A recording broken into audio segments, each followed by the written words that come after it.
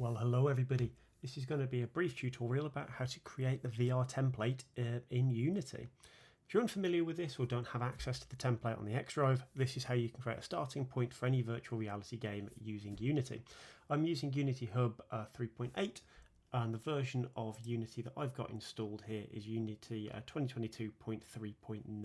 I do have multiples for different reasons, but that's the one I've been using and that's the one compatible with all the later tutorials on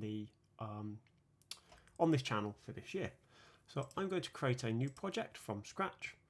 There are multiple different options, whether we're going to use the universal renderer, whether we're going to use URP or HDRP, but for the purpose of this tutorial we're just going to use the standard built-in render pipeline.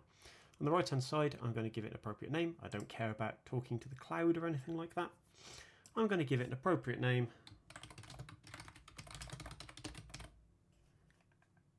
Find a location for it. I tend to put it in source and repos, and in these tutorials you'll see that's where they go, because for our students at college that's the only location that this will run. And I just need to choose myself or the organisation in which that we work, so I'm going to keep it for myself here.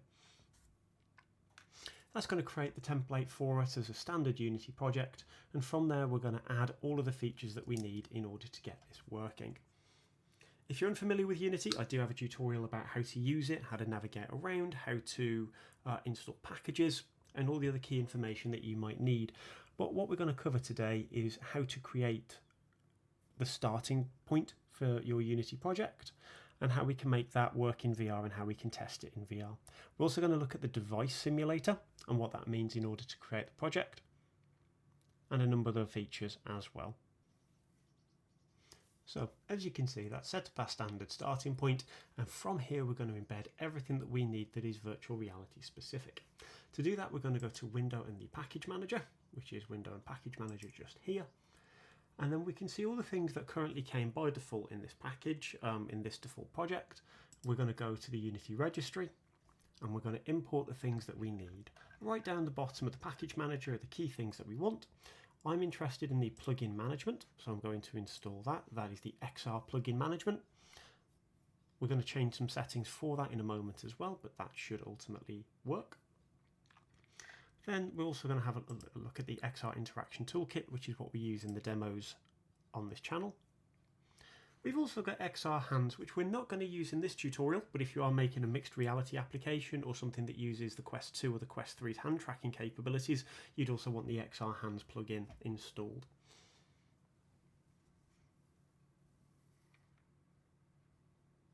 As we're installing these, we'll also install some of the samples that are included.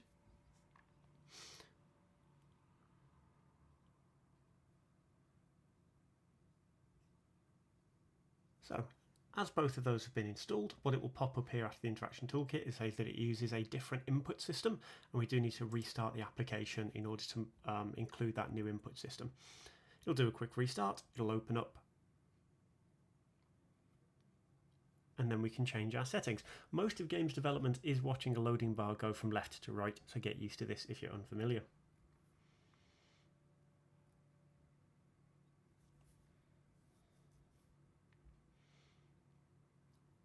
So the package manager returns to as it was before, and you'll see in the assets folder we've now got scenes, which contains just our standard sample scene, and we've also got the XRI, which contains all the settings for our XR interactables, our extended reality information. If I go back to the XR plugin management and I go to our samples, we can see that there's some management implementations which we're not too dependent on, and we can see anything else that we might need. What we do want though is the interaction toolkit, the use of samples. So we want the starter assets, hands if we wanted to be using hands. We don't in this example, but we can do if we wanted to do that later on, and some other information as well. I tend to just pull the starter assets in, and we're also going to use the XR device simulator. And these are quite lightweight. You can see they're only a few megs each. But there's lots of other features in here we may do a tutorial on in the future. We're not done yet, not by a long shot, to finish setting up this package.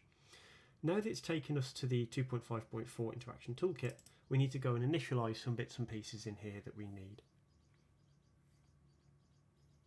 So what we should be able to see is that we've got our controls for our device simulator. So I'm going to go back to 2.5.4 and I'm not going to go in the device simulator, I'm going to go to the starter assets. And in here we have a bunch of presets, and these are our controls that we need. So in the starter assets, these are the input controls for detecting what type of controller that we're using and that kind of thing. And we're going to add every single one of these one by one to the project. Just by clicking up here, sets up all the inputs that we need. Does take a bit of a long time, but once it's set up, you've got a fair degree of certainty that it's all going to work as expected. So those are the presets in the presets folder. You've also got in here the some of the samples that we'll need. We'll come back to that in a second. What we're now going to do is to go to Edit and Project Settings. And in the project settings, you can see at the bottom the XR plugin information and what type of device we're going to be outputting to. We tend to teach using the Oculus Quest, well, I should say Oculus, now Meta, but you know, that family of headsets.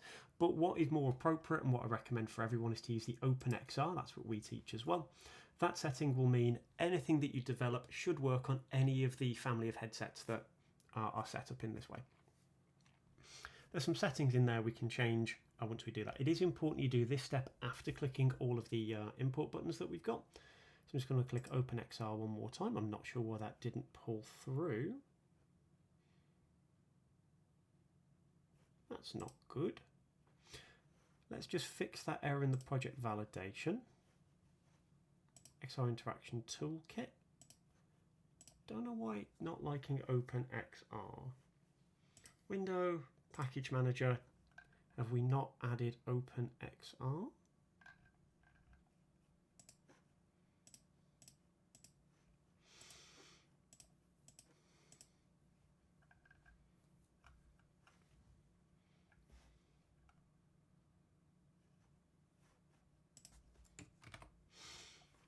What am I missing? OpenXR plugin. I don't remember needing this, but let's add it and see what happens.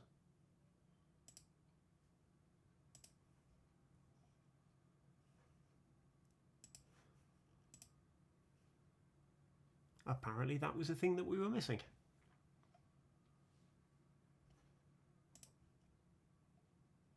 There we go. What is good about this as well is it covers a number of key features as well and gives you that validation tool to tell you if there is a problem.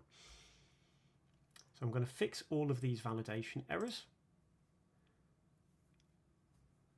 And hopefully these are just warnings, so hopefully we should be okay moving forward.